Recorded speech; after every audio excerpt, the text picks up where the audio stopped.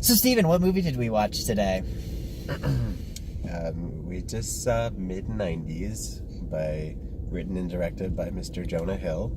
And what was this movie about, Steven? It was about a lot of kids who don't have parents that care about them, and one kid that does. And basically these kids are just like skating in the 90s, and they're doing all sorts of stuff that I didn't do until later in life and still don't do. And mainly getting bitches. I can't say bitches. They were drinking, smoking, having sex at like 17. It was it was about a bunch of kids being very bonded, but also doing Being dysfunctional. yeah. So, what do you think the Rotten Tomatoes score for this movie was?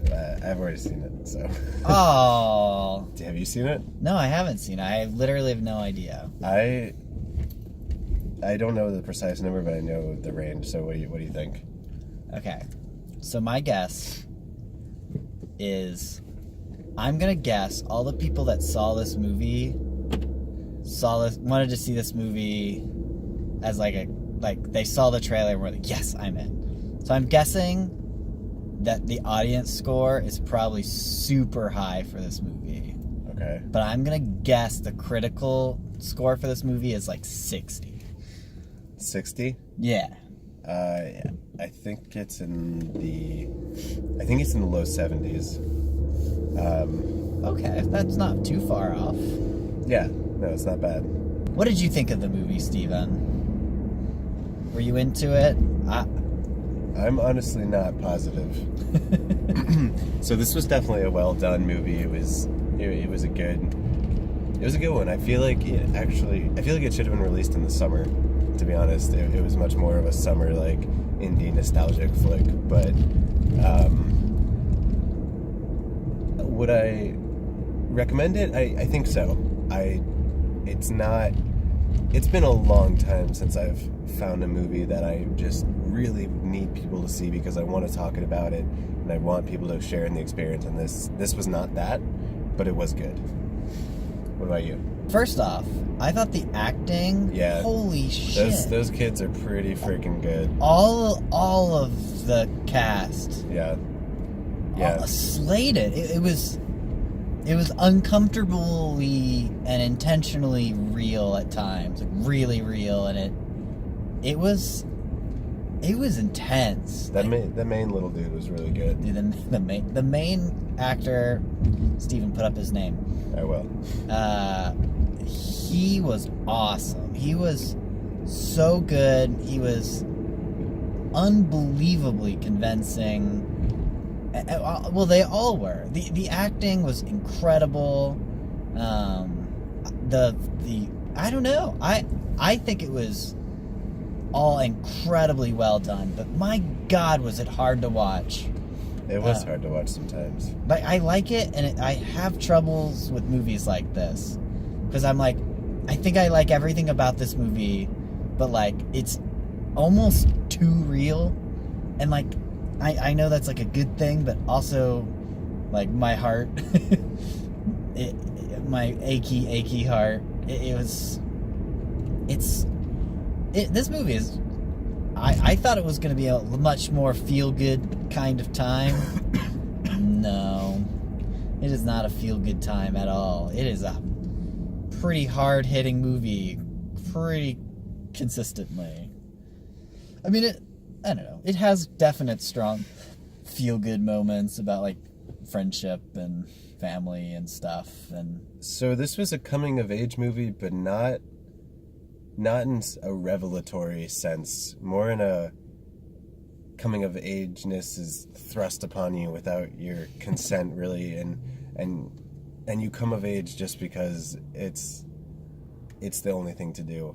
Not because you're realizing all these things and getting mature, but because all these things are thrust upon you and your friends are like, yo, do this, and you're like, I like you guys, so I will. Like, I don't think there's much, I don't know if there's much to be learned from this, but it certainly made me reflect on being a teenager and how a preteen and fucking scary that was, and it really effectively captured what it's like to just only want to be with your friends, but to have to say the right things to fit in with your friends. And oh yeah, it really put you back in the place of being a preteen effectively. I mean, Jonah Hill, claps for Jonah Hill. The way he was able to portray that awkwardness was so impressive. It was painful to watch, not because it was just that awkward. It was just like, oh shit, I've totally done that. Like, you know, I've embarrassed myself like trying to be cool, and I think back on it and like obviously people are like, we know you're like being a dumb kid kind of thing, and like how embarrassing that is. But man, it was that crap was just done so well, and it hurts my everything. But damn if it wasn't just it was impressive. It was those unbelievable. Those kids were impressive. Again, it didn't leave me in any sort of shock state. It didn't bring me to tears. I'm not super, I'm not going to go sing its praises on a mountaintop, but I will tell you, if it's well done for sure.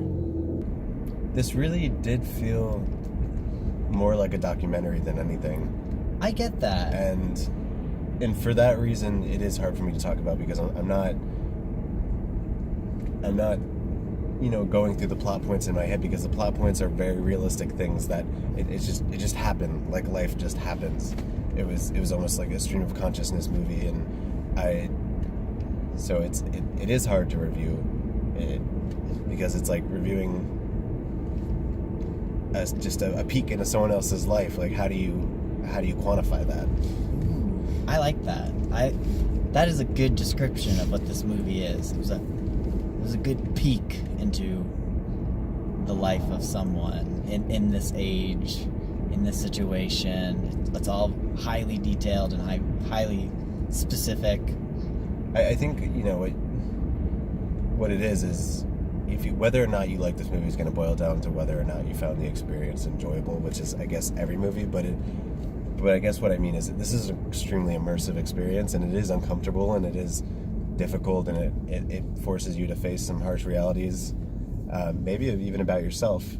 And I don't know, I did not find the experience necessarily enjoyable, but I did find it really well done. I wouldn't be able to watch this movie many times. It almost felt, this is weird, but it made me feel dry.